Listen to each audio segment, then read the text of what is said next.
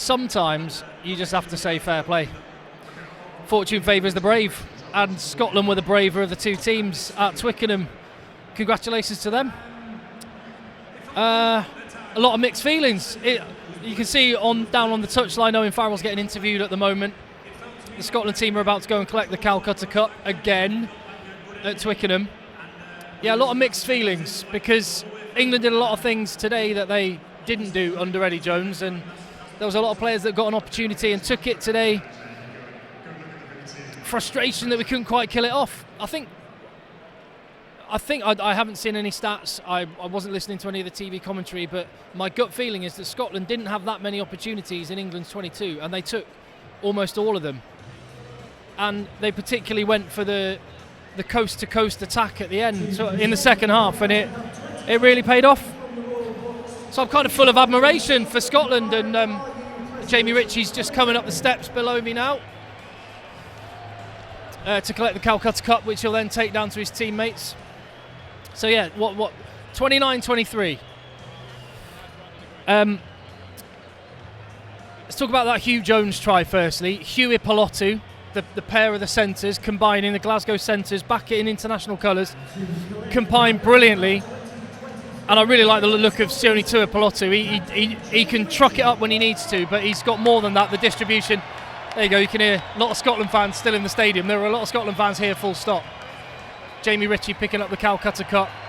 You might see him come down the steps. There he goes. You might see him come down the steps in front in a minute. So yeah, when I look at the England performance, let's zone in on the England performance for a second, because that's where my heart is as an Englishman. Some of the players that raised eyebrows or people had question marks about coming into this game, Max Malins looked fantastic. Ollie Chesham was massive. I told you he'd be good. I've been saying on the videos he'll be good. Some people weren't sure about him.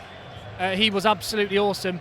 And Lewis Ludlam was absolutely massive. And those guys did a lot of work. It just didn't quite click. Although, did you not feel that here goes Jamie, there you go, I'll let you watch Jamie Ritchie take the Calcutta Cup to his Scottish teammates. Well deserved. Let me talk about Scotland while they're lifting the trophy.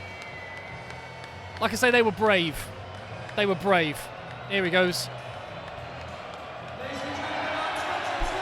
Fair play.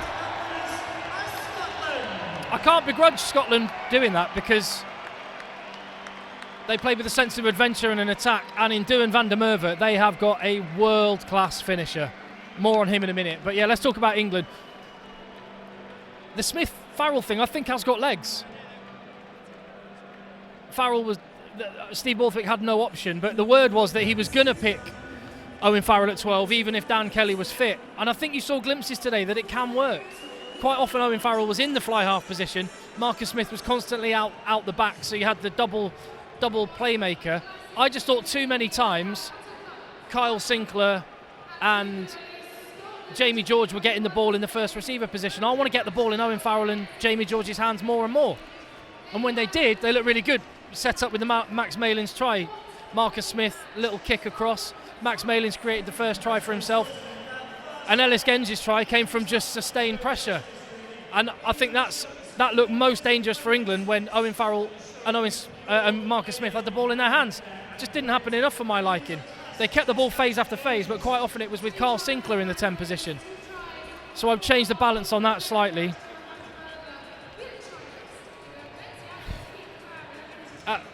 I almost don't want to have a knock at some players, but let's be honest.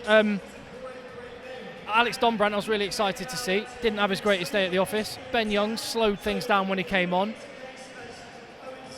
And Scotland got at England's breakdown, so they didn't look after the ball well enough, and fair play to Scotland. That breakdown work probably made the difference in the end. That, and like I say, a world-class finisher in Duhan van der Merwe.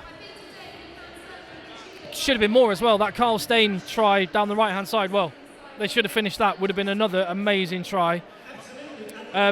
Scotland's kicking game wasn't great. Finn Russell wasn't brilliant. However, as the game opened up in the final 20 minutes, Scotland were going coast to coast and looking really dangerous. And they've earned themselves an absolutely awesome win at Twickenham again. What else can I say? Darcy Graham's fit, and Scotland win more comfortably. Hamish Watson comes back, and Scotland are even more dangerous at the breakdown. Real mixed emotions, if I'm perfectly honest, as an England fan. Opportunity missed. I want to see a little bit more.